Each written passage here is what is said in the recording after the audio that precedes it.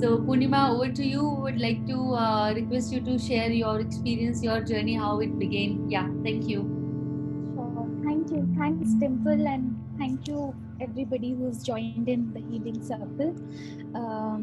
As Dimple said कि किसी का भी यहाँ पे ऐसा एग्जाम्पल नहीं है कि हम एडवाइस दे रहे हैं और there is no one right way of coping with and going through our journey. So I'm just sharing mine as a friend and co-traveler with all of you.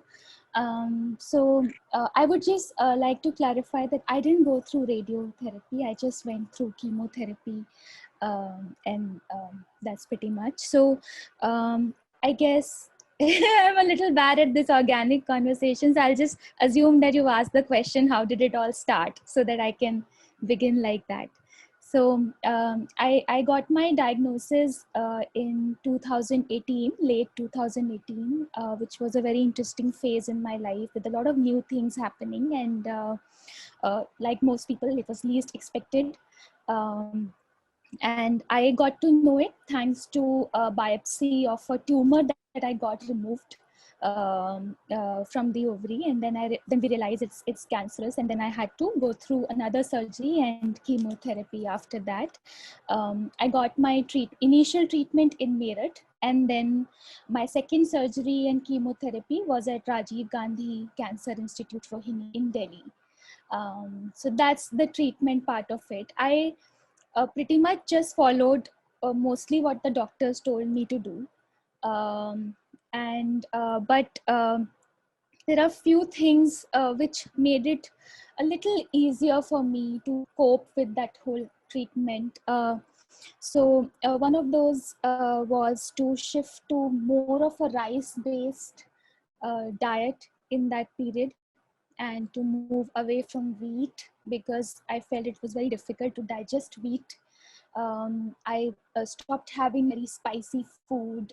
In fact, we all in our house stopped having spicy food, or बहुत मिर्ची मसाला वो सब थोड़ा बंद कर दिया, because मुश्किल होता है digest करना उस समय. And a lot of coconut water we used to have. I used to have, and some juices. If it was winter, when it was winter, then I had orange juices. Otherwise, I chose to have the fruits as is.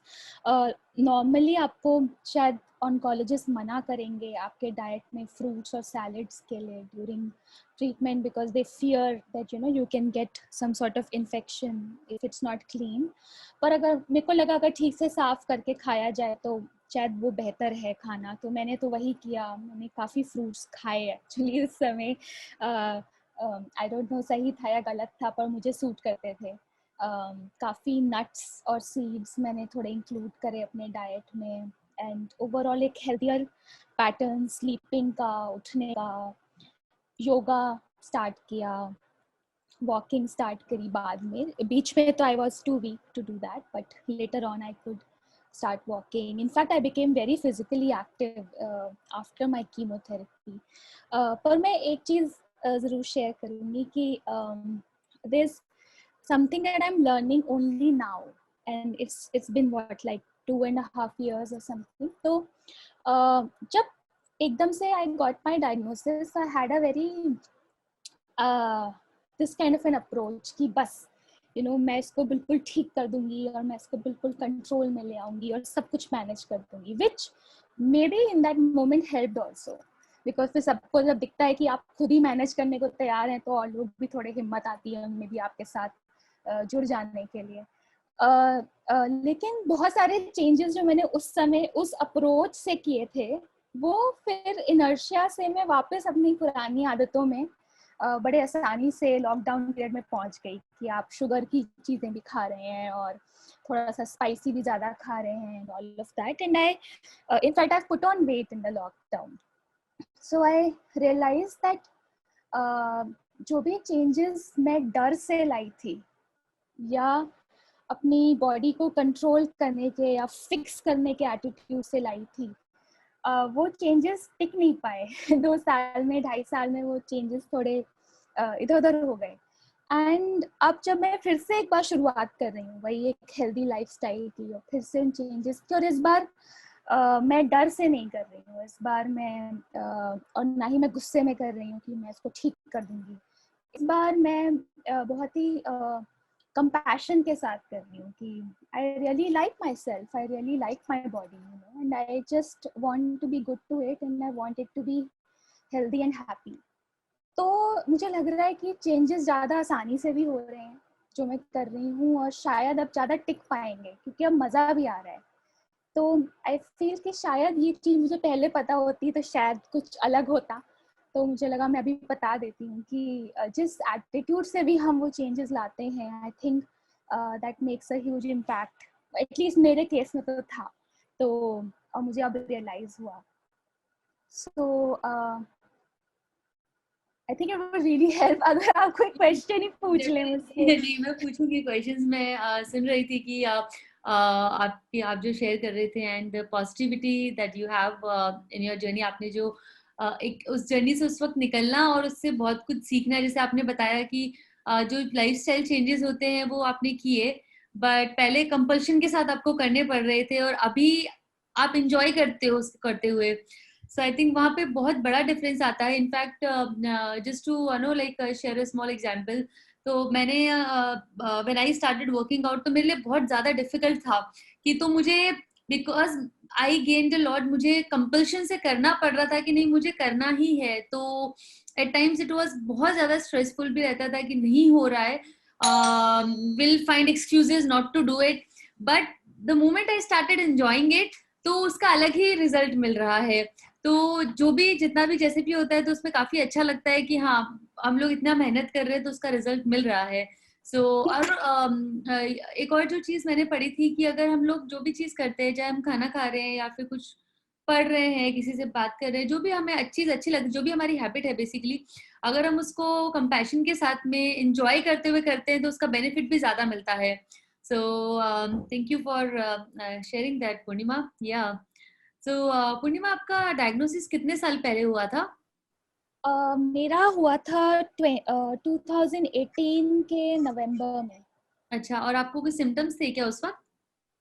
हाँ, मेरे को बहुत ज़्यादा pen रहता था, and also बहुत ज़्यादा digestive issues होते थे कि खाना डाइजेस्ट नहीं होता था आराम से। एंड इनफैक्ट मुझे कई महीनों तो आईबीएस से डायग्नोज किया गया था, एंड काफ़ी मंथ्स तक, इनफैक्ट मई से नवंबर तक वही चल रहा था कि आईबीएस है। अच्छा। हाँ, ओके। अच्छा, तो आपको लगता है कि अगर जल्दी डायग्नोसिस होता, आईबीएस की जगह अगर डायरेक्टली कैंसर डायग्नोसिस होता तो उससे कुछ फर्क पड़ता? बिल्कुल बिल्कुल। इनफैक्ट एक बड़ी इम्पोर्टेंट चीज़ जो हमसे छूट गई थी मेरे टाइम पे, वो ये थी कि जब हम लोग ट्यूमर रिमूवल करा रहे थे, तो मैं सर्जरी का नाम भूल गई वो, ओके मैं सर्जरी का नाम भूल गई, जो एक छोटा सर्जरी होता है and you just take out the क्या? सिस्ट। नहीं नहीं नहीं नहीं, ओके। बिल्कुल ही भूल गई हूँ अभी, पर एक मतलब in that surgery just the cyst It's is called removed. laparoscopic. Yes yes Laparoscopic. Yes, thank you thank you. Sonia. तो वो थैंक यू। तो वो लेप्रोस्कोपिक जब होना था ना, तो उससे पहले क्योंकि इतना कॉन्फिडेंस था ना कि हमें तो हो ही नहीं सकता, तो मतलब कोई एमआरआई ऐसी दिमाग में ही नहीं आया, तो सीधे बस लेप्रोस्कोपी कराने चले गए। आई थिंक अगर उससे पहले इंसान to be on the safer side CT scan MRI ये सब करा ले टू मेक श्योर कि नेचर क्या है आपके ट्यूमर का, that would be very helpful for them. मेरी एक सर्जरी फालतू हुई, वो नहीं होती, तो उस वजह से। ओके, सो उसके लिए हम क्या स्टेप्स ले सकते थे ताकि वो नहीं होता? स्कैन करवा सो ले?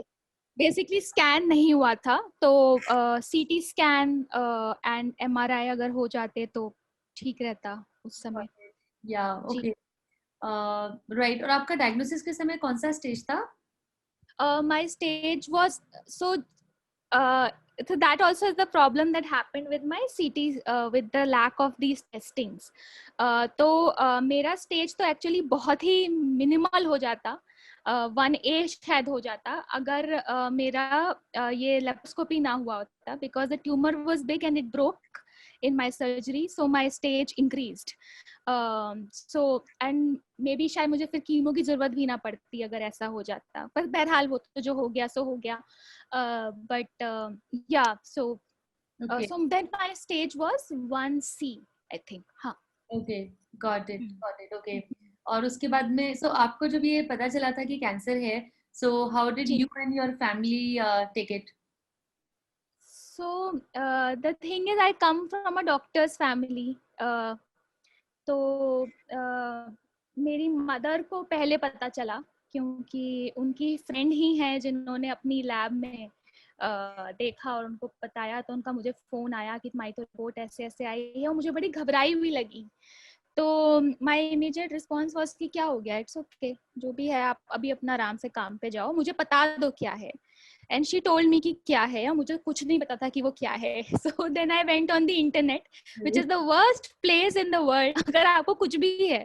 तो I went there and I saw and I was like अच्छा, ये तो बहुत सरियल सा था. एक्चुअली कुछ इमोशंस ही नहीं थे, बिकॉज यकीन भी नहीं हो रहा था कि ये सही भी देख रही हूँ मैं, या यू नो इंटरनेट बड़ा चढ़ा के बोल रहा है कि नहीं. एंड फिर शाम में मेरे फादर आए, उनको मेरी मदर ने बताया, तो वो बहुत दुखी हो गए, बहुत ही अपसेट हो गए. एंड मेरे ब्रदर बहुत घबरा गए. बट आई थिंक उन सबको देख के मुझे वो था कि अभी तो मेरे पास स्कोप नहीं है घबराने का, बिकॉज अगर अगर सभी घबरा जाएंगे तो फिर ठीक कौन कराएगा. So I feel like my initial response to cancer was कि मुझे इसको फिक्स करना है और मुझे इसको निकालना है और ठीक होना है.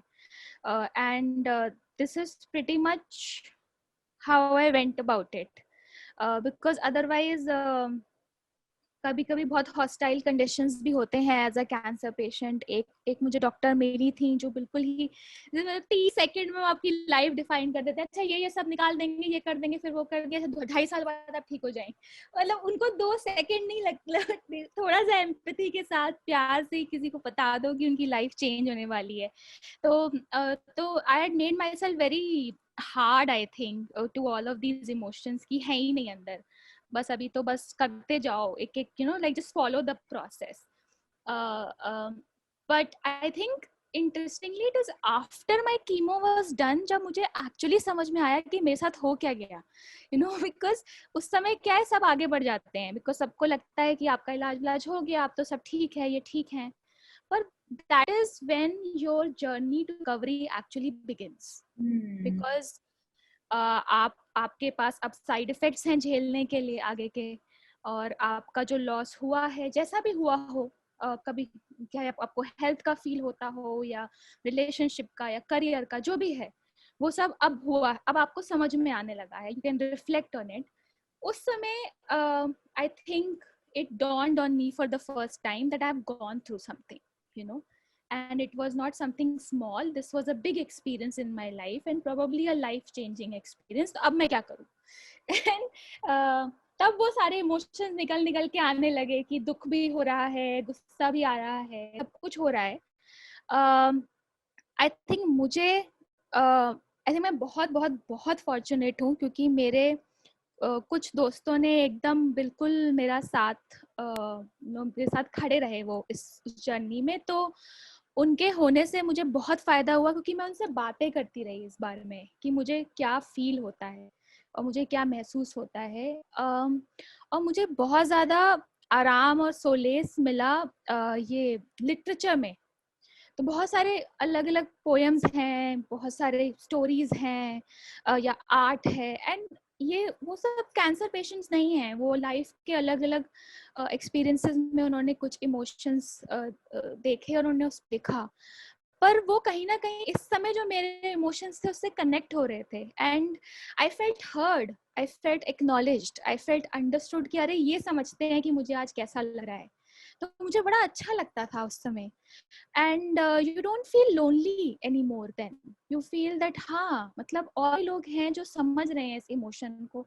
ठीक है, अगर मेरे एकदम नेक्स्ट टू मी जो हैं वो नहीं समझ पा रहे हैं, for practical reasons also they have to also you know move on, because they have to also support you further और move on in their lives. तो और लोग तो हैं जो समझ रहे हैं, तो I started making networks like this for my self, जहाँ मैं लोगों, आपका ये एक नेटवर्क है या कम्युनिटी है या आपकी लव हील्स कैंसर, ऐसे ही स्पेसेस मैंने भी खोजे अपने लिए या बनाए अपने लिए in that phase to deal with those emotions, and that really helped. End of course yoga helps a lot. मैं कह तो रही हूँ, वैसे मैंने 1 महीने से नहीं किया है, मेरे को पता है, लेकिन yoga really helped a lot. मतलब जो तरह तरह के दर्द होते हैं ना, मतलब अब क्या बताएं कैसे दर्द होते हैं, कोई समझता ही नहीं है कैसे होते हैं, और आप बोल रहे हैं अरे बड़ा हो रहा है बड़ा हो रहा है, लोगों को लगता है ये तो उसकी आदत पड़ गई है, पर सच में हो रहा है। और इतना ज्यादा हो रहा है ना, अब कि अगर आपका दांत खराब हो गया तो उस कीमो हो रही है, दांत खराब हो गया, ओहो हो, वो जो दर्द है ना वो नॉर्मल इंसान नहीं समझ सकता है जिसको नहीं हुआ है। तो पर इसमें मुझे ऐसा लगा कि उस समय मुझे ना अकेलेपन का एहसास होता था कि लोग हैं भी साथ तो वो समझ तो नहीं सकते ना कि क्या है।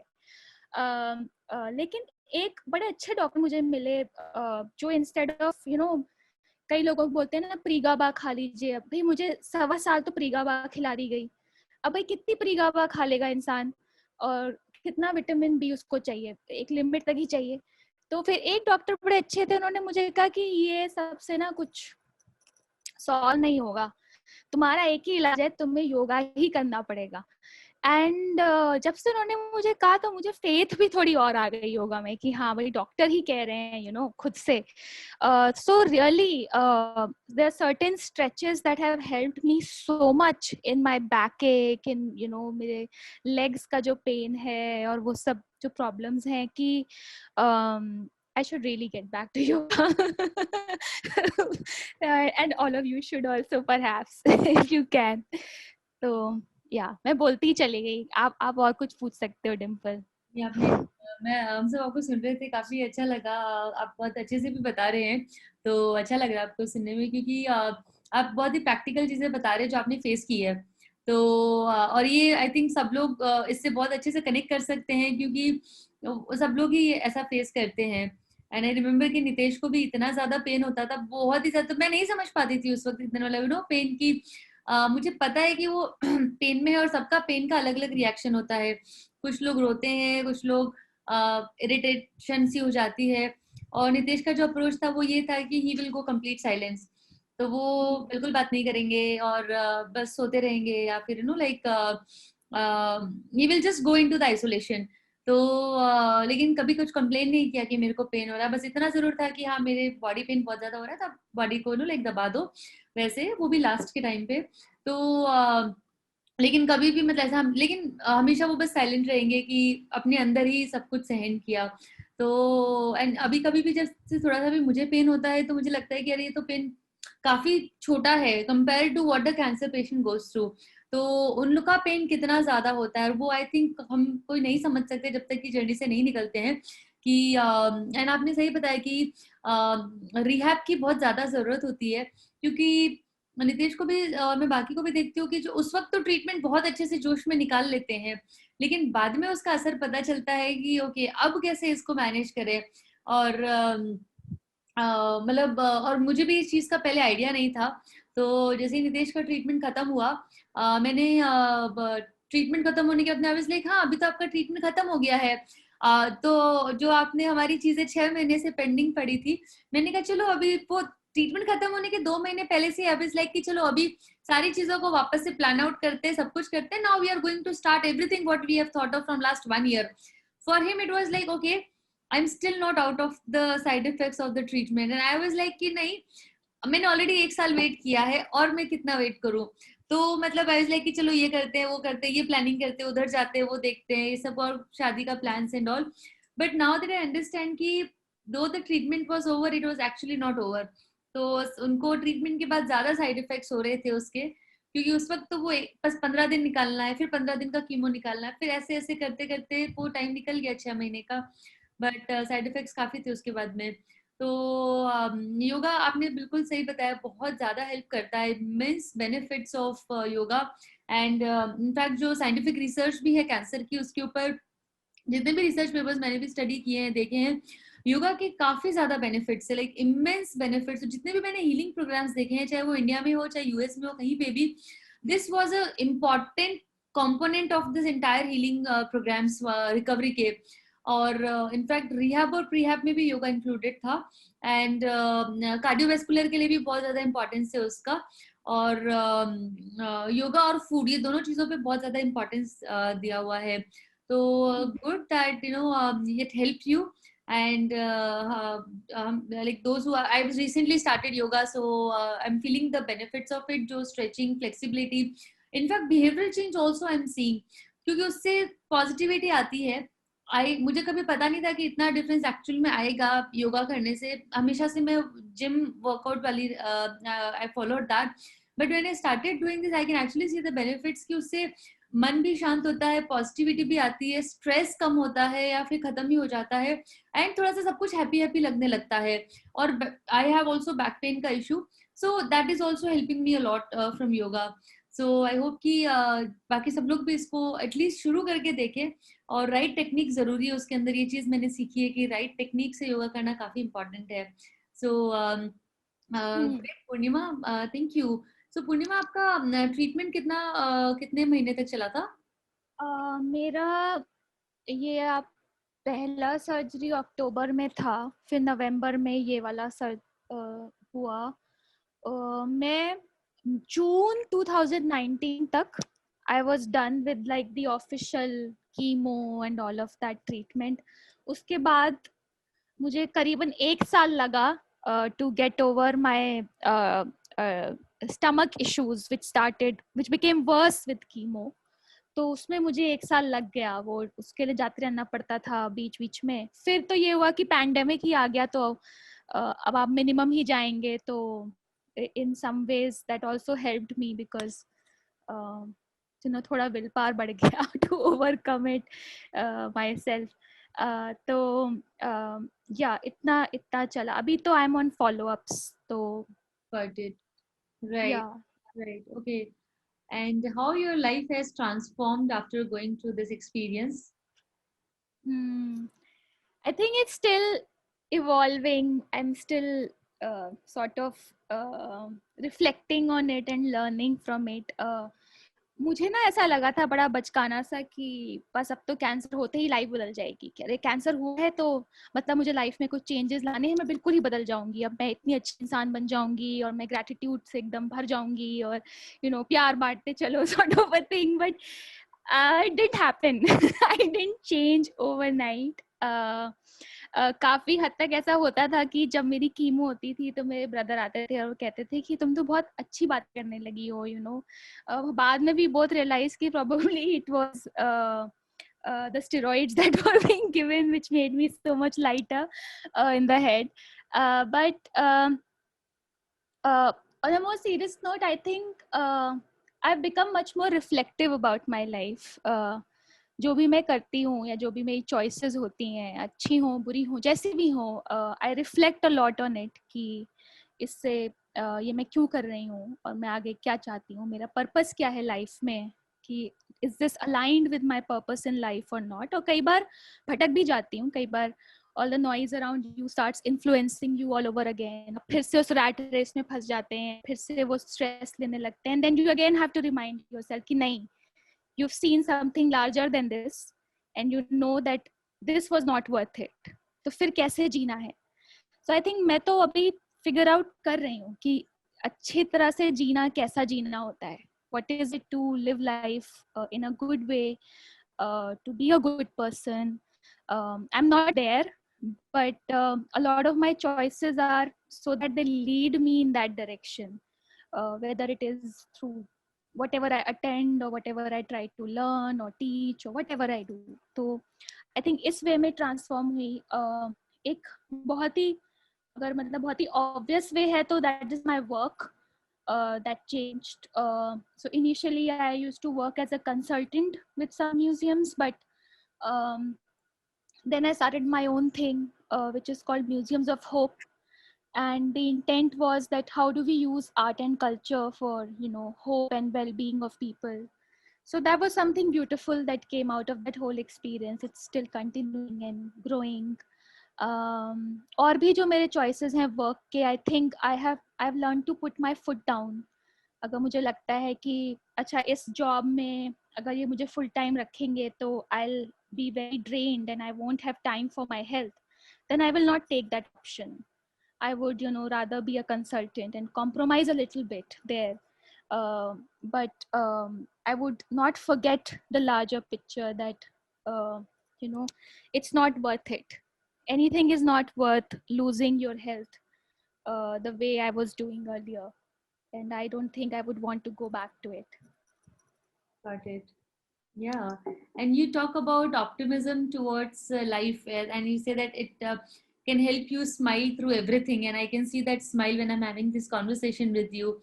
So, can you please share about this? Because it's difficult to be optimistic and positive when you go through such experience, because it's Sure. painful, complicated. Yeah. Right. Right. I also don't know ki why did I choose that approach and where did it come from. Maybe that was my coping mechanism or my survivor thing ki I'm going to be fiercely optimistic about this situation, and optimistic in the sense that I kept thinking कि अगर अब ऐसा हुआ है, if I've been placed in this situation where I am undergoing pain, but I'm also able to be a witness to other people's pain. आप जब hospital में होते हैं और इतने सारे लोगों को पेन में देखते हैं लगातार बार बार, तो मुझे लगता था कि मैंने पहले कभी नहीं सोचा ना इस जगह से निकलते हुए कि यहाँ ऐसा एक हॉस्पिटल भी है और वहाँ अंदर लोग भी हैं और उनको बहुत पीड़ा भी है. So if I'm being made aware of it, then there must be something that I either am supposed to do about it, or if not, I should. And that helped me a lot. Trying to channelize that into something that is meaningful for me in my life ahead, it helped me a lot. Or trying to not snub my dreams because of a jolt like this also helped me a lot, because I felt that अगर ऐसा कुछ pen आया है तो clearly something was not going right. So I mean, let's be humble and let's look at where life is trying to take you, because it might just be a very interesting space. And I would say interesting तो है, मतलब मजेदार तो है. अब जहाँ भी जा रहे हैं कुछ interesting सा तो लग रहा है. देखते हैं how it turns out. Got it. Yeah, I mean, optimistic, positive approach always helps. And sometimes when we say this to a patient a lot कि आप पॉजिटिव रहिए, बट कई बार उनको ऐसा भी लगता है, which is very right as well, कि इतना दुख दर्द है, इतना प्रॉब्लम से निकल रहे हैं, कैसे हमेशा पॉजिटिव रहें. तो वो ये सोच के कि पॉजिटिव रहना है, कई बार वो उनको ज़्यादा नेगेटिव लगता है, कि बर्डन लगता है कि okay it's difficult to be always positive when we are going through such a difficult experience. So then we say that okay, how about taking a very optimistic approach in terms of what we have right now, कि इसमें सबसे अच्छा option हमारे पास में क्या है, वो option follow करते हैं.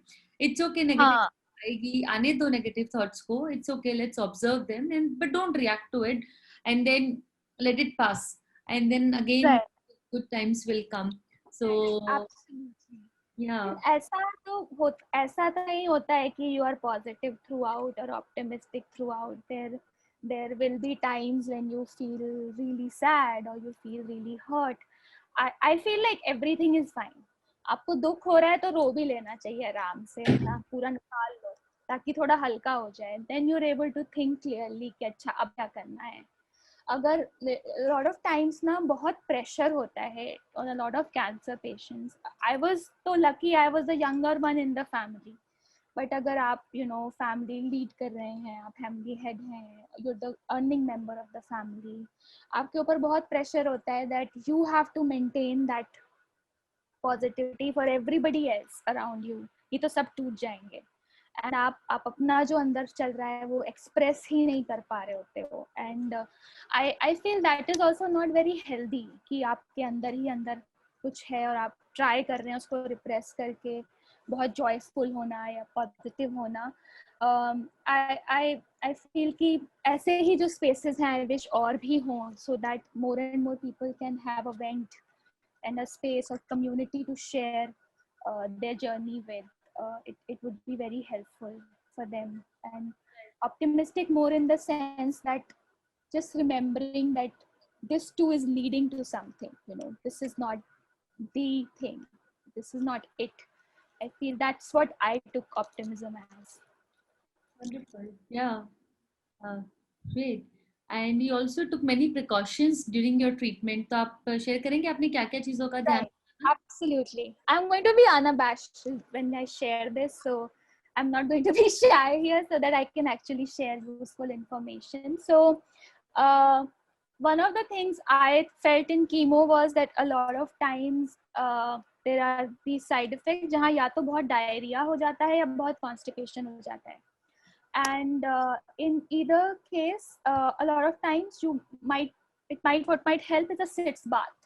And if a person is very weak तो वो सिट्स बात कैसे करें, वो बैठ के उतना बड़ा मुश्किल होता है. तो one of my friends found this for me on Amazon and it's not expensive as such, मतलब बहुत एक्सपेंसिव नहीं है. तो वो 400 कुछ का है. It's like a seat which you can put on your usual कम्बोर्ड and उसमें आप गर्म पानी का, उसमें प्रेशर का कंट्रोल और फलाना ढिमकाना बहुत कुछ होता है. तो उसको आप यूज कर सकते हैं. It's a safer way if you feel कि your legs are weakening and you won't be able to use a sitz bath otherwise. That was one thing.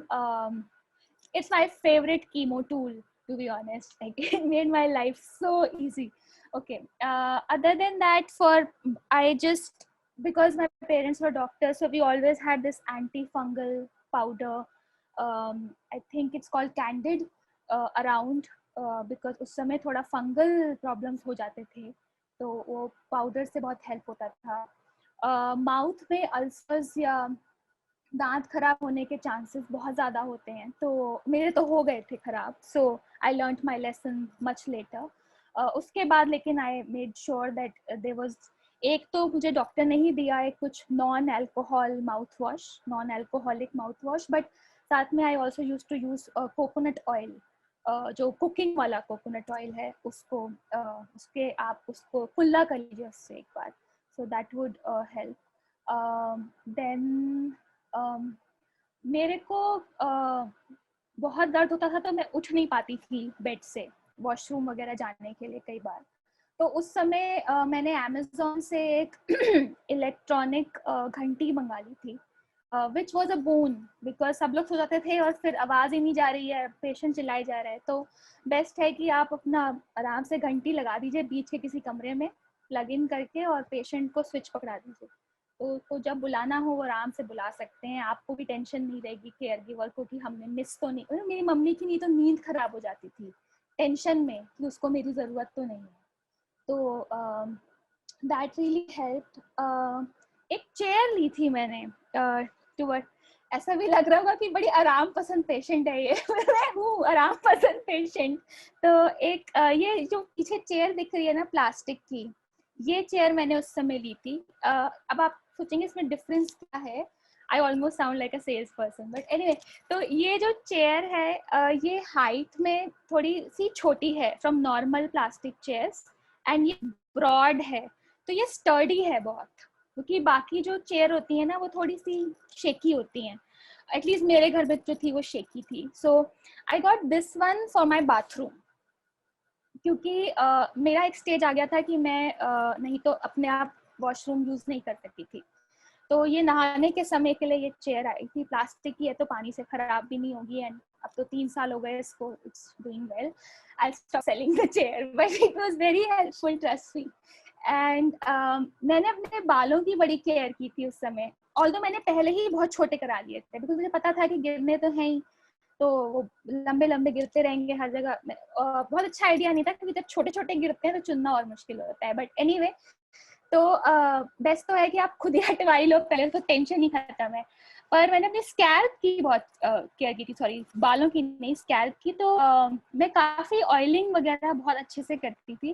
And मैं नारियल पानी मैंने 4 से 5 बार पिया था, बिकॉज शुरू में मुझे ऐसा लगा था कि वो लिवर किडनी के थोड़े जो रीडिंग्स आ रहे थे टेस्ट में, वो थोड़े ऐसे फ्लक्चुएट हो रहे थे, तो मैं बहुत घबरा गई थी। तो मैंने काफ़ी नारियल पानी पिया, किसी ने बोला, एंड वाकई मुझे तो बहुत बहुत फ़ायदा हुआ नारियल पानी से। तो आई डोंट नो कि अब सबको सूट करेगा नहीं करेगा, आई डोंट नो। मैं कुछ सप्लीमेंट्स भी लेती थी, ऑल्दो मुझे मेरे ऑन्को ने कहा था कि ये सब हेल्प नहीं करेगा, बट मैं लिवर के लिए लिफिट तो लेती थी, क्योंकि मुझे बहुत डर था कि लिवर पे इम्पैक्ट पड़ गया तो आगे जाके क्या होगा, उसका कैसे होगा। और मुझे तो लिफिट से फ़ायदा हुआ, but I would not recommend to any one unless उनके डॉक्टर उनको हाँ बोल लें उस चीज़ के लिए, तब तक वो ना लें। ये मैंने अपनी चॉइस से अपने लिए रिस्क लिया है, विच वर्क फॉर मी। मेरी चप्पल बड़ी स्टर्डी थी, फिसलने का डर रहता है, तो वो पतली पतली फैंसी चप्पलें don't work. This is very ugly chappal from बाटा, जिस दिस थिक, इतनी मोटी है वो चप्पल, वो मैं अभी भी दिखाई देती, I am still using it, this one. हाँ, so this was very helpful, very very, especially because मेरे तो लेग में प्रॉब्लम था, मेरी एक लेग तब चलती नहीं थी आफ्टर सर्जरी, तो मुझे तो इस चप्पल से बहुत फ़ायदा हुआ। दूसरा एक चीज़ और मैंने की थी, बाकी सब प्रिकॉशंस तो आप लोग वैसे ही ले रहे हैं थैंक्स टू कोविड, तो वो वाले तो बताने की ज़रूरत ही नहीं है। और एक प्रॉपर मैट, वो बाथरूम के बाहर मैंने एक प्रॉपर एंटी स्लिपिंग वाला मैट्रेस रखा था, बिकॉज शुरू में एक बार मैं फिसल गई थी, तो उसलिए। But that's all. You also mention आपने शुगर छोड़ दिया था। हाँ हाँ हाँ, शुगर मैंने बिल्कुल छोड़ दिया था ड्यूरिंग माय ट्रीटमेंट। थोड़ा सा जैगरी मैं यूज कर लेती थी, या जैगरी पाउडर जहाँ मन करता था, but to be honest jaggery भी ना बहुत सोच समझ के यूज करिए, क्योंकि स्पेशली गर्मियों में तो उसका बहुत स्ट्रॉन्ग इफेक्ट स्टमक पे होता है, तो it's not very good in summer for you. चाय के साथ इट्स नॉट गुड, तो ऐसी पी जाओ या तो बिना चीनी वीनी के, बेटर है। मैं सब बोल रही हूँ, मैं फिलहाल चीनी पे वापस उतर आई हूँ, तो मुझे फिर से ये सब करना है। तो आई गेस ये सारे थोड़ी चीज़ें सस्टेनेबल नहीं थी, सो इसलिए मैंने शुरू में ही कहा था कि वो चेंजेस थोड़े डर से भी हुए थे, तो अब वो चेंजेस, वो एनर्जिया सब वापस आ गया है।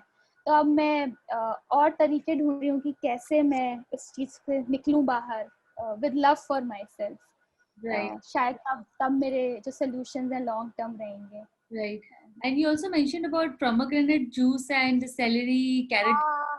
राइट, मैं भूल गई ये सब। सो मेरे को एसिडिटी बहुत सिवियर होता था, बहुत ज़्यादा। तो मैं ये पोमेग्रेनेट जूस एक्चुअली तो बेस्ट था अगर आप गाजर और सेलरी का जूस ले लो, और वो मुझसे पिया नहीं जाता था, तो मैं पोमेग्रेनेट और सेलरी फिर ले रही थी, and that worked for me. So in fact and में मैं सिर्फ पोमेग्रेनेट ही ले रही थी, सिर्फ अनार का ही ले रही थी एंड में, तो that use to help a lot. या फिर सौंफ वाला पानी इन सब में बस ये है कि थोड़ा सफाई का ध्यान रखना पड़ता है, क्योंकि कभी कभी जैसे सौंफ आप ले लो वहाँ कहीं से दुकान से, एंड उसमें फिर कुछ मिला हुआ हो, तो वो थोड़ा, इसलिए doctors are they avoid such suggestions to you, but you can make sure कि सब ठीक है, साफ लग रहा है, तो फिर ठीक है। Right. You also mentioned that with yoga, meditation also helped you. या इनफैक्ट कीमो के टाइम तो मेरी जो योगा मैम थी वो पोजेस तो मुझे कराते ही नहीं थे, आसन नहीं कराते थे, तो तब हम लोग सिर्फ मेडिटेशन ही करते थे, एंड या प्राणायाम एंड मेडिटेशन, तो that really help. And in fact after my everything got over, तब एक फेज आया जब मैं काफ़ी मेडिटेट करने लग गई थी, and before I started my work all over again, मेरे पास टाइम था, मैं करती थी, and I felt that helped me so much. It's like कि आपके अंदर कहीं पे एक वो है, बहुत ही शांत सा पहाड़ है, जो आपको अदरवाइज पता नहीं चलता कि है, एंड यू रीच दैट पहाड़ somehow when you meditate and you reach that quietude. बड़ा मैजिकल सा एक्सपीरियंस है, बट वो हर समय नहीं होता. यहाँ पे कुछ कमेंट्स आ रहे हैं जो मैंने मिस कर दिए हैं. हाँ, मैंने मिल्क भी छोड़ दिया था अमित जी, बट मुझे नहीं पता कि ये सबके लिए ठीक है कि नहीं है. मुझे तो डाइजेस्ट नहीं हो रहा था. मिल्क, पनीर डाइजेस्ट नहीं होते थे मुझे, तो मैंने वो छोड़ दिए थे टुवर्ड्स द एंड. मैं एग लेकिन खाती थी, और एग मैं अभी भी खाती हूँ, क्योंकि मुझे जो मेरी ऑनको है वही बोले कि सॉरी, जो मेरी सर्जन थी वही बोली कि एग रोज खाया करो, तो मैं एग अभी खाती हूँ. मिल्क का मेरा डाइसी ही रिलेशनशिप है अभी तक, but I figure out something कि कुछ A2 कुछ चक्कर होता है. कोई A2 प्रोटीन होता है जो डाइजेस्ट हो जाता है, और दूसरा प्रोटीन नहीं डाइजेस्ट होता है मिल्क का. या फिर आप दही खा सकते हो, एंड आई अग्री कि दही या छाछ मेरे को बहुत अच्छे से डाइजेस्ट होते हैं. तो maybe trying could help. नहीं, मैंने कोई आयुर्वेदिक वो जो है ये लिफिट, I guess is ayurvedic, my could be considered ayurvedic. लिफिट ली थी मैंने, बट मेरे उनको ने मना किया था कि ये सब मत लो, तो आई कांट रेकमेंड कि कोई ले से. राइट. ओके. एंड आपकी जर्नी में जैसे बता रही कि घर में आप सबसे छोटे हैं, सो आपका ऑब्वियसली घर वालों ने बहुत ध्यान रखा होगा. सो केयर गिवर्स के रोल के ऊपर आप कुछ शेयर करेंगे? बिल्कुल बिल्कुल. इस पूरी जर्नी में you are not alone. Like जब आपको कैंसर हो जाता है, तो आप, मेरे भाई ने बहुत शुरू में एक बार कहा था कि कैंसर एक इंसान को नहीं होता है, कैंसर पूरी फैमिली को होता है. And I think he was absolutely right, because किसी ना किसी तरीके से हर इंसान की, आपकी फैमिली में लाइफ में चेंजेस आएंगे, इम्पैक्ट होगा. And I'm not saying that you have to carry the burden of it or the responsibility of it, but at the same time एक awareness रहती ही है आप में एज अ पेशेंट कि हाँ, सबकी लाइफ पे इम्पैक्ट आया है. एंड सो मेरी मदर पे स्पेशली मुझे दिखता था कि वो सुबह के 2 या 3 बजे उठ के जब मैं रो रही होती थी पेन में, बड़ी जोर से आती थी कि क्या हुआ. एंड और मेरे को बड़ा बुरा भी लगता था कि क्या इनको उठा दिया, कौन सा वो पेन हटा देंगे तो क्यों उठा दिया उनको. और तो मुझे तब मैंने बहुत कोशिश करी कि मैं और कुछ तो नहीं कर सकती थी, पर अगर उनको ब्रेक मिल सकता हो थोड़ा सा भी, तो वो जरूर मिले. तो जैसे कभी दोस्तों को बुला लिया कि तुम रहो आज मेरे साथ पूरे दिन, तो फिर मम्मी पापा को भेज दिया कि आप पिक्चर दिखाओ, और वो आसानी से जाते नहीं थे, पर फिर ले दी, पहली टिकट ले ली. वो इंडिया में होता है, टिकट ले लिया तो जाना पड़ेगा, तो वो कर दिया, तो वो चले गए. तो ऐसे कुछ कुछ चीजें हैं कि कभी अपने भाई से कह दिया कि जाओ मम्मी को थोड़ा कहीं खिला के ले आओ, बाहर घुमा लाओ. तो ये बहुत छोटी छोटी चीजें हैं. इनसे ऑब्वियसली जो लॉन्ग टर्म उन पे इम्पैक्ट पड़ा होगा, इस सब का जो स्ट्रेस होगा वो मैं दूर तो नहीं कर सकती, but also constantly sharing with the caregiver that I know what you're going through. I know that I'm not the only one going through this. You're also seeing the pain every day, and it's very hard for them. At the same time, as a patient, मुझे जो लगा कि जब मेरे caregiver बहुत दुखी थे, तो मुझे बहुत मुझ पे बड़ा नेगेटिव वो होता था असर उस चीज का कि मेरे caregiver इतने परेशान हैं और दुखी हैं या इरिटेटेड हैं, जो भी है, मतलब थक गए हैं. तो अब मैं भी एक केयर गिवर हूँ इस समय अपनी लाइफ में किसी के लिए. एंड तो बड़ा मुश्किल है केयर गिवर होना, और भी रिस्पेक्ट अंदर से अब आती है अपने पेरेंट्स के लिए और सबके लिए कि अच्छा ऐसे करना पड़ रहा था. तो बट मेरा ये कोशिश रहता है आजकल as a caregiver that मैं अपनी जिंदगी को रोकती नहीं हूँ. मतलब मेरी लाइफ जिस हद तक साथ साथ चल सकती है उसको मैं चलने दे रही हूँ, और मैं जितना खुश रह सकती हूँ मैं रह रही हूँ. मैं अपनी लाइफ भी साथ में एंजॉय कर रही हूँ, बिकॉज मुझे पता है कि उससे जो देख रहे हैं मुझे, जो खुद बीमार हैं, उनको अच्छा लगता है, उनको ये स्ट्रेस कम होता है कि अरे अब इसका क्या होगा, या इस पे क्या असर पड़ेगा. तो आई रियली होप कि कोई वे हो जिससे कि केयर गिवर जो अपने दिल में एक्चुअली चल रहा है वो पेशेंट को बता सके, और पेशेंट जो उसके दिल में एक्चुअली है क्योंकि होता क्या है कि चिक चिक शेयर होती है, अरे हम थक गए, अरे हम थक गए, यू नो। असल में आप प्यार की वजह से थक गए ना, क्योंकि इतना करे जा रहे हैं, करे जा रहे हैं, करे जा रहे हैं, तो वो प्यार शेयर नहीं हो पाए। तो आई विश कि वो हो सके तो बड़ा अच्छा हो जाएगा। मैं कुछ भी बोले जा रही हूँ, मैं चुप हो जाती हूँ। नहीं, आप बिल्कुल सही बोल रहे हैं। इनफैक्ट यहाँ पे काफी सारे केयर गिवर्स भी हैं इस ग्रुप में, and we all can understand कि and especially as a patient when you recognise this कि हाँ, इनफैक्ट सारे पेशेंट सर्वाइवर विनर्स इसको रिकॉग्नाइज करते हैं, अप्रिशिएट करते हैं the kind of support that they receive from the caregivers. And cancer में हमने जितने भी लोगों से बात की है विनर से, one of the common thing among all of them was कि घर वालों का बहुत ज्यादा प्यार और सपोर्ट था, जिसकी वजह से वो ठीक हुए हैं। तो फैमिली का लव एंड सपोर्ट बहुत ही ज्यादा इंपॉर्टेंट होता है, और वो लोग तो अपना सब कुछ ही दांव पे लगा देते हैं ठीक करने के लिए पेशेंट को। So you are fortunate that you have that family जिनकी वजह से आपको इतना प्यार मिला, इतनी हिम्मत मिली, और you are here with us today sharing your amazing journey.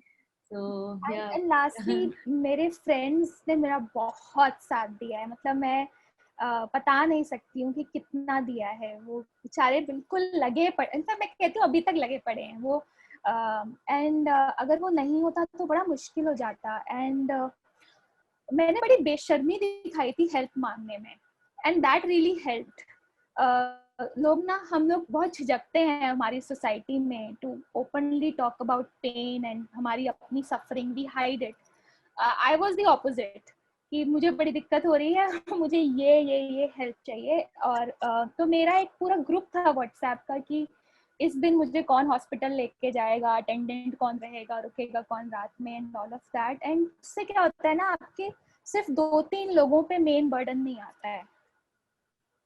क्योंकि अब अगर मम्मी खाने का देख रही है तो अब वहां भी रहेंगी, खाना तो क्या क्या कर लेंगी भाई, उनको खाना करने दो, है ना, उनको रात में हॉस्पिटल में मत रुका। तो ऐसे मैंने डिवाइड कर लिए थे लोग, और मेरी किस्मत बहुत अच्छी थी कि लोग थे उतने, दिल्ली में ही सब लोग हैं, तो फ्रेंड्स वगैरह, तो उससे हेल्प हो गई, यंग लोग हैं तो आ गए। तो वो अगर हो सके तो बड़ा फायदा होगा। एक्चुअली मैं बड़ी गलत इंसान हूँ अमित जी योगा पे कुछ भी आपसे शेयर करने के लिए, क्योंकि मैं बिल्कुल योगा की नॉविस हूँ, तो स्टूडेंट अभी शुरू हुई हूँ। मैं तो ये कहूँगी कि जब मैं वो कर रही थी कीमो, तो प्राणायाम किए उनसे, बहुत बहुत बहुत। इनफैक्ट वो छोटी छोटी एक्सरसाइजेस, जैसे दंड आसन है ना, दंड आसन में बैठने से ही मेरे बहुत ज्यादा जो वो लेग का क्रैम्पिंग था ना, वो कम हो जाता था। Very simple asanas which little bit of stretching also, but you stay in that stretch for 4-5 minutes, don't rush it to the next asan. That stretching helped a lot. I'm very thankful to my yoga auntie who made me do, she was amazing, very patient and very nice to me. वो नहीं होती तो बड़ा मुश्किल होता। तो या, और neck exercises, finger से पहले, वो मेरा वर्कआउट था उस समय बस। बट दैट है ओके। Your yoga master. तो मैंने उनको बोला। आपने, अच्छा हाँ कहा। ओके। हाँ। तो या सो पूर्णिमा, आप अभी जैसे हमेशा लोगों में कई बार फ्रेग्रेंस का फियर होता है कि वापस आ गया, तो how do you avoid that fear? नहीं, मैं तो अवॉइड नहीं करती, मैं तो फुल ऑन उसको एक्सेप्ट कर लिया है, बिकॉज अवॉइड करने में तो आप पगला जाएंगे बिल्कुल ही, because you always be anxious, you run away from it, हर समय अपने आप को डिस्ट्रैक्ट करते रहोगे, बिल्कुल पागल हो जाएंगे।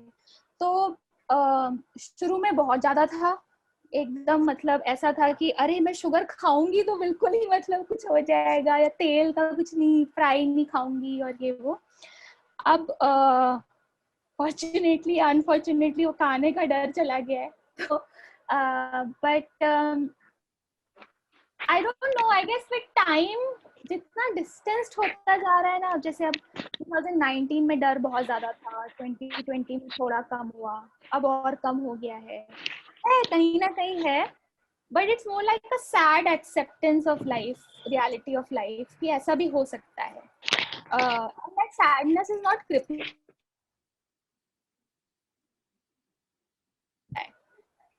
तो उससे मुझे ठीक रहता है। पहले तो मैं बात ही नहीं करती थी इस बारे में। somebody would say ना कि रेफरेंस भी तो होता है, and I would hate them, कैसी बात कर दी कैंसर सर्वाइवर से आपने। बट अब मुझे कोई फर्क नहीं पड़ता, मैं खुद ही बात कर सकती हूँ। इनफैक्ट मैंने अपनी बिल बनाई हुई है। आई नो सब कोई कुछ ज़्यादा ही मेहनत हूँ, लेकिन बिल मैंने कोविड टाइम पे बना ली थी कि भाई इम्यूनिटी कॉम्प्रोमाइज है, कुछ पता नहीं चलता। तो I was very open about it, and in fact it helps you, you know, you live your life better knowing कि भाई कुछ भी हो सकता है। एंड ये तो सबकी रियलिटी है, सिर्फ कैंसर की है ही नहीं, है तो हर इंसान की रियलिटी है कि कुछ पता नहीं है। Right. तो yeah, I have accepted it. Mm-hmm. Wow. Okay. Wonderful. I mean, the kind of approach that you take towards life is really commendable, Purnima. It's really amazing. Yeah. So Thank you. yeah, we wish that you remain this happy, this optimistic, and positive and courageous throughout your journey. And आपकी काफी अच्छी approach है, और not just you but people who are around you also get Yeah. that positivity, that like strength from you कि wow, okay, हंसते खेलते पूरा treatment डाल लिया and wonderful. I feel I owe a lot to all the people who've been with me because अभी ये approach अब आज जाके आई है, बहुत समय लगा है समझने में। तो a lot of people have guided me, helped me in different ways, and I'm very very thankful to them. Wonderful. Uh, Yeah. yeah.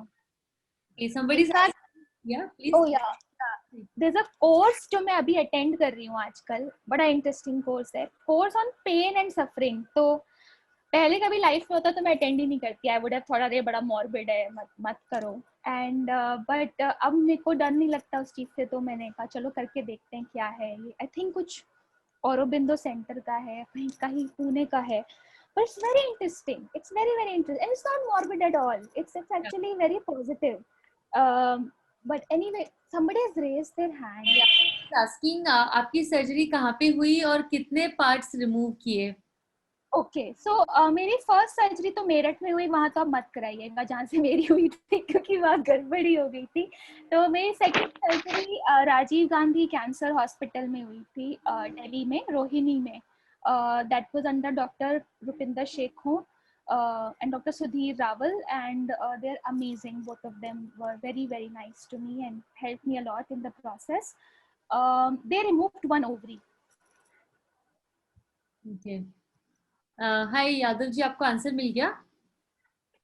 नहीं नहीं, मुझे आंसर, मैं क्वेश्चन पूछा ही नहीं तो आंसर कहाँ से मिलेगा? उन्होंने बताया ना कि राजीव गांधी में सर्जरी हुआ था और एक ओवरी निकाली है। ये आपका नहीं नहीं, मेरा क्वेश्चन, ये मैंने क्वेश्चन पूछा ही नहीं ना। ये क्वेश्चन किसी और का है, सिंपल, ये एनएनएम कोई हाँ, और है। हाँ, एनपी बोलिए। जी आप बताएंगे, आप पूछो। मेरा क्वेश्चन ये है मैम कि आपका जो ये कैंसर हुआ, उससे कैंसर से पहले आपकी डाइट क्या थी और कैंसर के बाद आपने क्या डाइट सिस्टम रखा? मेरी तो उससे पहले भयंकर डाइट थी, आप ना ही सुने तो ठीक है। नहीं नहीं बताएं, नहीं नहीं, ये तो बताएं, तभी तो लोग अवेयर होंगे।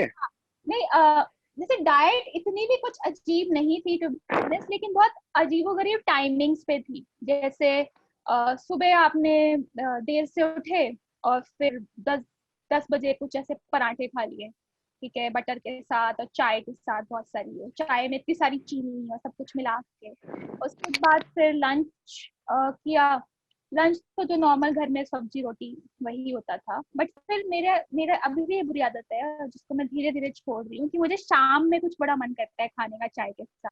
तो तब मैं ऐसा खाती थी चाय के साथ कि मतलब कि जैसे पूरे दिन खाना ही ना खाया हो। तो वो बहुत गड़बड़ था, और फिर काफी जंक हो जाता था उस टाइम, उस पर्टिकुलर इवनिंग वाले स्लॉट में। जैसे आप कुछ अच्छा भी खा सकते हो, चीला खा लो, कुछ ऐसा खा लो, मखाने खा लो, बट उस समय मेरा जंक होता था सीधे, या बिस्किट्स हो जाएंगे, which was very bad for me. और रात में मैं अक्सर लेट हो जाती थी डिनर करने में। तो और अगर लेट सो रहे हैं, काम कर रहे हैं, सुबह तक काम कर रहे हैं, फिर चाय पी ली फिर से बीच में 12-1 बजे एंड ऑल दैट, तो बहुत ही मतलब अजीब सा कुछ था, ना कोई रेगुलरिटी थी। और अक्सर चीजें हैवी होती थी, डाइजेस्ट नहीं होती थी आराम से। वीट बहुत ज्यादा था मेरी डाइट में, ऑलमोस्ट तीनों मील्स में मैं वीट खाती थी, जो मैं अब बहुत ही कम लेती हूँ, तो वो डिफरेंस बहुत मेजर रहा है। ऑल्सो मैं फर्मेंटेड चीज़ें इतनी नहीं खाती थी, अब मैं डोसा वगैरह काफ़ी खाती हूँ। मैम करंट डाइट आपकी क्या है इस समय की डाइट? इस समय जैसे सुबह तो मैं यूजुअली क्या करती हूँ कि सावरडो ब्रेड में वेजीज लगा के सैंडविच, फिर चाय। नहीं नहीं नहीं, हम्म सबसे पहले मैं अपनी थायराइड की दवाई लेती हूँ, उसके 15-20 मिनट बाद मैं बादाम या कुछ खाती हूँ, फिर ये खाती हम्म हूँ, फिर मैं एक फ्रूट खाती हूँ मिड डे जब भी मन करता है कुछ, या तो जो कोई भी नहीं नहीं, सीजन। सुबह आप थायराइड की दवा के बाद क्या लेती, डायरेक्ट फ्रूट लेती हैं? नहीं, उसके बाद मैं बादाम खाती हूँ 15-20 मिनट बाद, फिर उसके बाद मैं अपना ब्रेकफास्ट में सैंडविच, वेजिटेबल्स वगैरह डाल के उसमें कुछ भी, और चाय। बाद मैं लेती हूँ मिड डे स्नैक, उसमें मैं कोई भी फ्रूट खा लेती हूँ जो भी इस समय। जी जी। फिर लंच तो इज लाइक राइस और कोई नहीं नहीं, दाल। वो नहीं नहीं, मुझे वो जानना, जो आपने सैंडविच लिया उसके कितने घंटे के बाद आप फ्रूट ले रहे हैं? मैं ना ऐसे टाइम से नहीं करती हूँ, मैं अब अपनी बॉडी का सुनती हूँ, जब मुझे भूख लगती है हाँ उसके बाद तो मैं खाती हूँ, अगर भूख नहीं है तो नहीं भी खाऊंगी। जी जी तो वो मेरा कुछ फिक्स वो नहीं है, बट लंच से कम से जी कम जी 1-1.25 घंटे 1.5 घंटे पहले होगा, कम से कम जी जी गैप होगा। फिर लंच मेरा अराउंड 1:30 बजे होता है, एक डेढ़ डेढ़ से 2 जी जी होता है। उसमें मैं जी जी आजकल तो यूजुअली तो या तो दाल चावल रोटी टाइप, सॉरी रोटी के सब्जी हो जाएगा, या फिर डोसा चटनी सांबर। रात में भी हमारा ऐसा ही रहता है, कुछ खिचड़ी या डोसा चटनी। और शाम में मुझे आदत है अभी भी, जैसे मैंने बताया था स्नैक की, तो फिर मैं उस समय चीला मखाने, और किसी दिन 1-2 दिन पहले थोड़ा सा एक्स्ट्रा खाने का मन करा तो कुछ कटहल के कबाब ट्राई किए थे, बट मोर और लेस अब इतना जंकी फूड नहीं होता है। Thank you. And like in every circle, after speaker shares, we invite everybody to share their experiences. So, so we are also running a little bit short on time. तो हमारे पास 5 minute हैं, तो मैं request करूंगी कि आप लोग अपना एक्सपीरियंस शेयर करें। अनुराधा आंटी, आप शेयर करेंगे? Yes, so happy to hear you. और वही जो अभी एक्चुअली डिस्कशन चल रहा था, I don't want to promote, but actually I just wanted to say कि जैसे कीमोथेरेपी होती है तो हर एक की बॉडी का मेटाबॉलिज्म अलग है, तो हर एक का diet plan and everything goes differently, मतलब आपकी बॉडी क्या एक्सेप्ट कर रही है, you have to go accordingly. तो इसलिए आपको जो चीज खा के अपने पेट के लिए या अपने लिए मतलब जो फायदेमंद लग रही है, you can carry with that. और आज आपको सुन के बहुत अच्छा लगा, मुझे लगा छोटी छोटी उम्र में बच्चे आजकल कितनी चीजें सीख जाते हैं, आज इसकी जर्नी से लगा हम लोग तो इतने लेट कैंसर डायग्नोज हुआ, मतलब रीअकरेंस भी लेट, बट जो यंग बच्चे हैं इनका कितना पर्सपेक्टिव टू लाइफ चेंजेस, तो वो hats off to your spirit and you are doing it very well. Thank you Anuradha aunty, so sweet. Thank you, Anuradha aunty. And so Anuradha aunty is also cancer vijeta, and from Indore she is helping hundreds of other patients who are going through the journey. तो वो अपना संगिनी करके अपना एक NGO भी चलाते हैं और सबको मदद करते हैं। हाँ, so she is like mother of everyone there. Yeah, बहुत काम कर रहे हैं। Yeah, अंजू जी आप शेयर करेंगे? हाँ, पूर्णिमा जी तो मुझे एक मूवी की एक्ट्रेस जैसी लग रही है, उसका मैं नाम तो भूल चुकी, पर बहुत प्यारी बच्ची है। और गॉड ब्लेस यू, ऐसी स्माइल और ये सब आपने जो एक सोच रखा है ना कि मैं ओवरकम हो जाऊंगी, तो हो जाओगे। मैं भी इस जर्नी से निकली और वास्तव में आपने जो आज बोला कि जो दर्द अपने को महसूस होता है वो दर्द वही महसूस कर सकता है जिसको हो रहा है। आज भी हो रहा है, क्योंकि ये बादल होते हैं बारिश के, तो बहुत ज्यादा अजीब अजीब से दर्द होते हैं जिसको डिस्क्राइब ही नहीं कर सकते। बस हो रहा है तो हो रहा है वाली बात है। पर आपको सुन के बहुत अच्छा लगा, आपकी स्माइल बहुत प्यारी है, बहुत लिविंगनेस है। और मैं तो इसी चीज का वेट करती हूँ कि कोई ना कोई हमको और इंस्पायर करे कि हाँ, हम जीत रहे हैं और जीतते जाएंगे। बिल्कुल आंटी, बिल्कुल। Thank you. Thank you for sharing. Yeah, Anju ji bhi, she's also cancer winner. So amazing people, inspiring lot of other people. And इतना हार्डशिप से निकलने के बाद में भी जो पॉजिटिविटी है और जो इंस्पिरेशन वो दूसरों को देते हैं, just mind blowing. So we are just blessed to be connected with all of you and share this common space. So thank you so much. Yeah. Anybody wants to share anything, please आप अपने आप को unmute कर सकते हैं और share कर सकते हैं. या कोई share करना चाहता है तो आप please share your experience. Wonderful. So Purnima, what is this? Yes, Anuradha ji, please बोलिए. एक्चुअली केयर गिवर के लिए जो बोला उन्होंने ना, वो दैट इज सो करेक्ट, क्योंकि हम जब पेन में होते तो हमको लगता है अरे इनको समझ में ही नहीं आ रहा है कि कितनी तकलीफ हमको हो रही है, बट जो केयर गिवर रहता है आई थिंक कि वो हमसे ज्यादा, मतलब डिम्पल से ज्यादा अच्छा कौन बता सकता है कि नितेश की उसने पूरी जर्नी देखी है.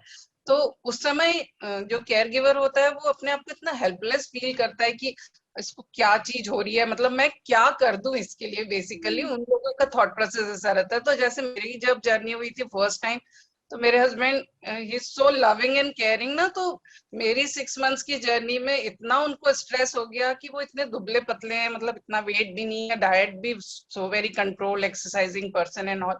बट मेरी जर्नी के बाद ही had to go for bypass. तो तब से मुझे लगता है कि मतलब जो थॉट प्रोसेस केयर गिवर का होता है, जैसे डिम्पल बहुत अच्छे से बता सकती है क्योंकि she has seen the journey, तो हमसे ज्यादा मतलब डबल प्रेशर में होते हैं वो, क्योंकि दे फील हेल्पलेस कि हम इस पेशेंट के लिए अभी क्या कर सकते हैं जिससे इसको आराम हो.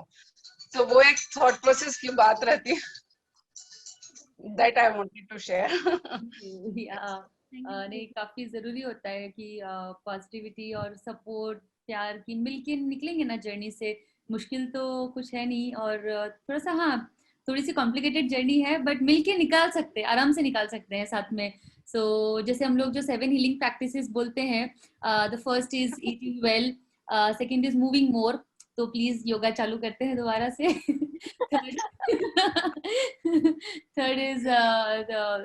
थर्ड इज स्लीपिंग वेल, कि सोना भी अच्छे से चाहिए. अगर आपने बाकी चीजें कर ली बट नींद अच्छे से नहीं ली तो उसके बेनिफिट्स उतने नहीं होते हैं.